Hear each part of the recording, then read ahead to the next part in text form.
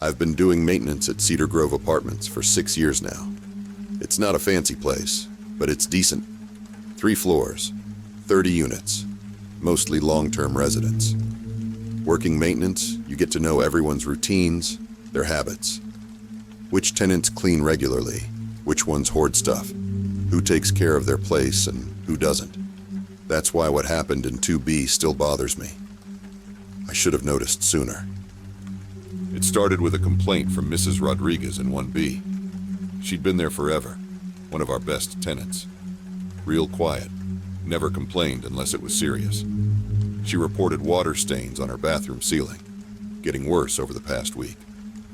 Pretty routine stuff in an older building like Cedar Grove. Our pipes aren't exactly new. The tenant above her, in 2B, had moved in about 3 months ago. James Mitchell, according to the lease.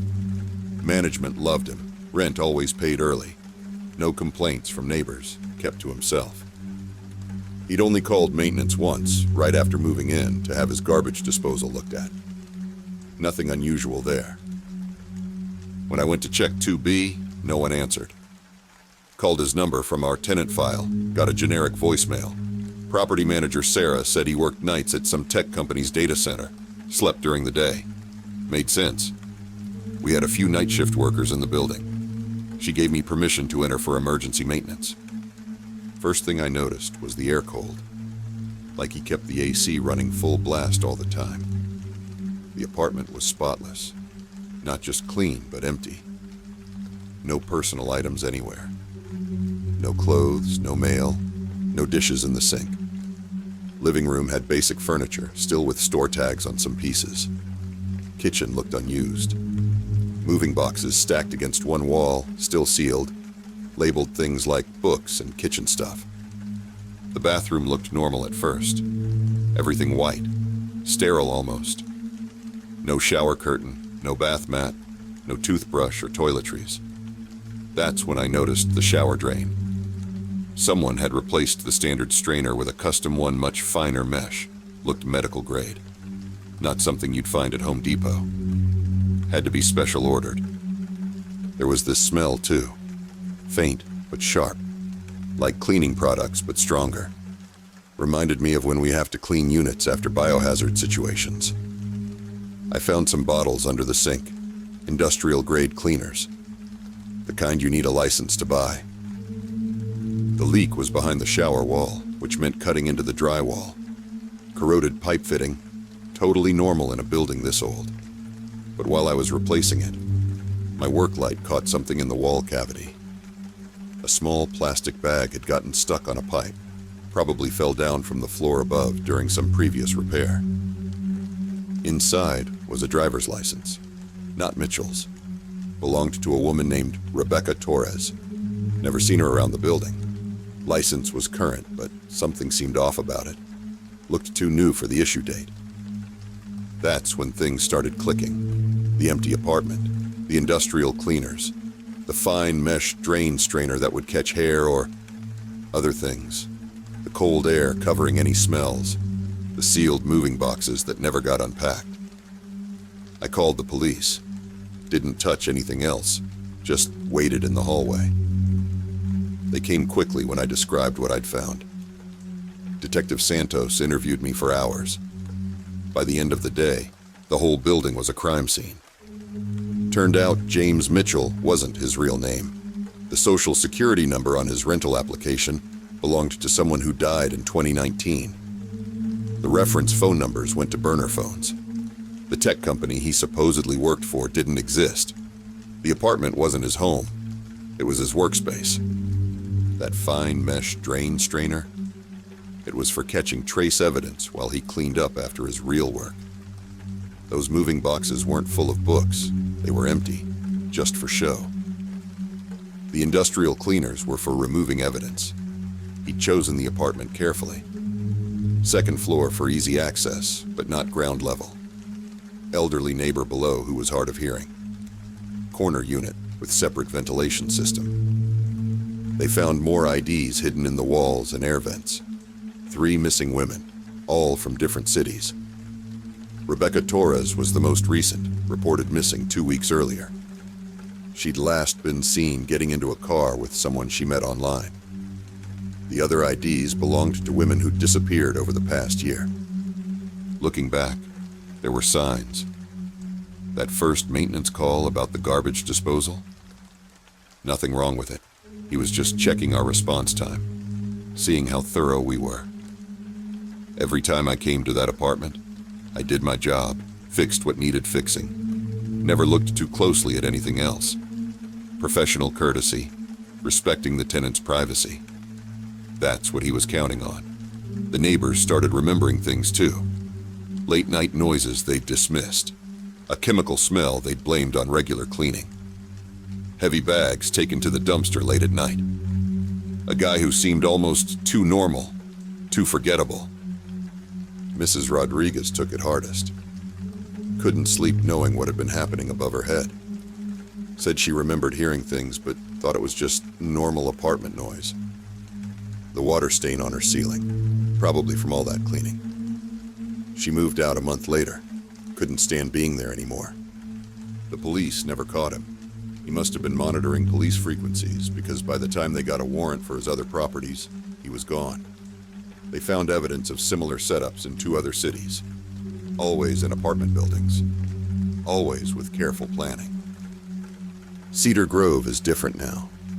Management installed security cameras, changed all the locks, started doing more thorough background checks. But it's the little things that really show how much things changed.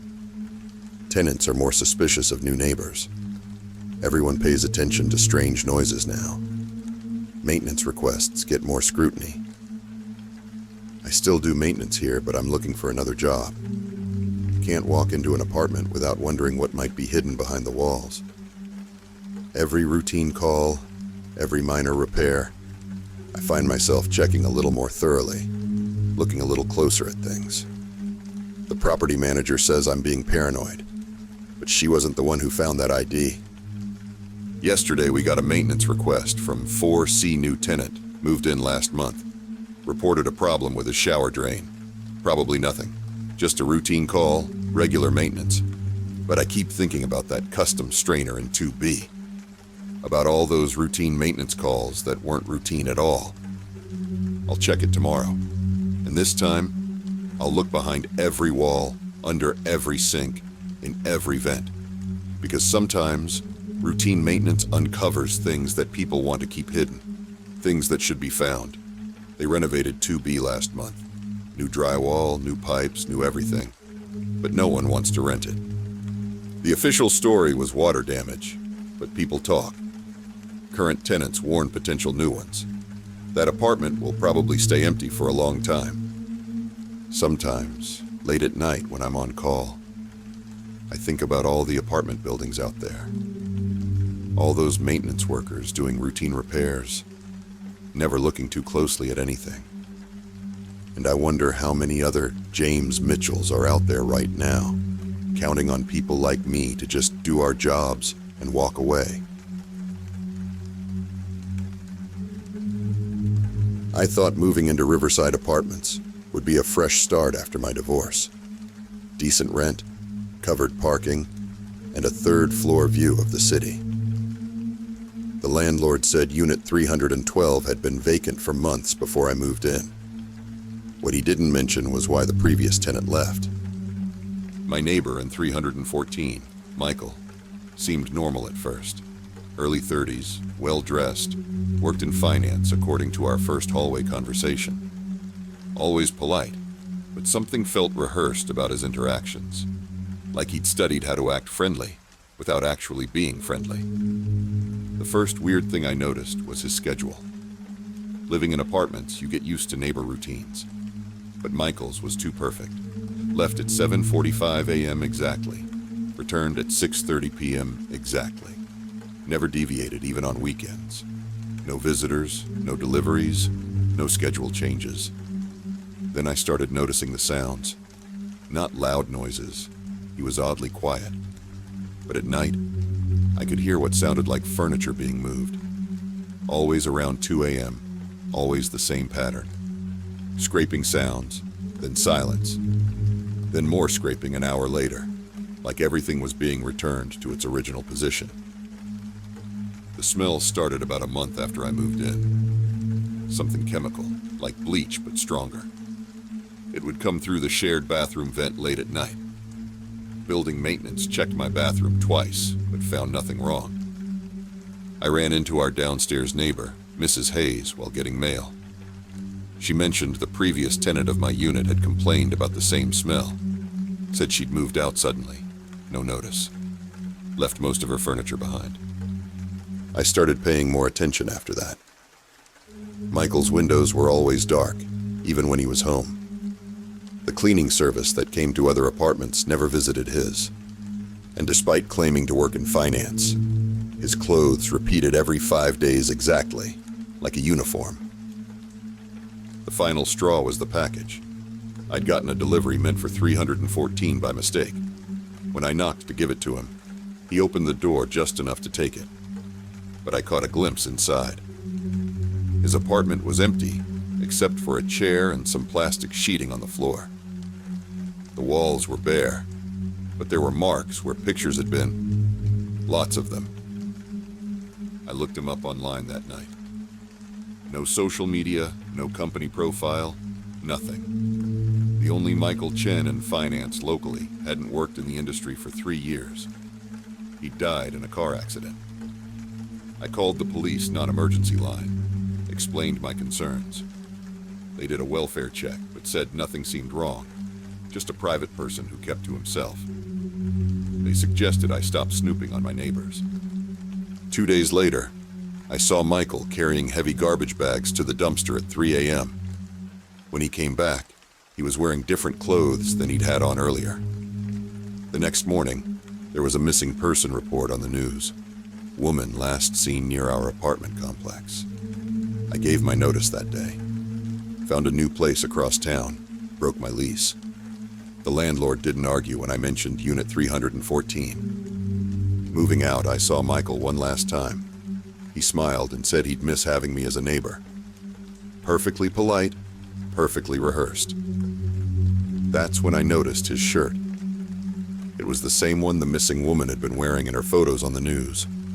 Men's version, same unusual pattern. I called the police again after I moved, shared everything I'd noticed. They did a full search this time. Michael was gone, apartment completely cleared out. They found industrial cleaning supplies and traces of blood under the floorboards. And behind a loose bathroom tile, they found a phone. It belonged to my unit's previous tenant. I check the news sometimes, looking for stories about Michael. 3 months ago, someone matching his description was spotted in another city, living in an apartment complex, keeping to himself, being perfectly polite to his neighbors.